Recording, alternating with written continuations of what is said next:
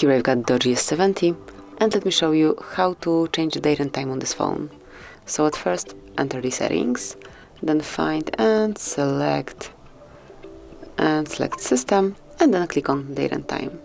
And as you can see, you can either use automatic date and time, or you can turn it off. And now set the date and time manually by yourself. So as you can see, from now on it's up to you what date and time it currently is. And it's the same with time zone, smoothly unmark, automatic time zone, and then pick the one from the list. This is it. As you can see at the bottom of the list, you've got format options, so you can change the format of your clock.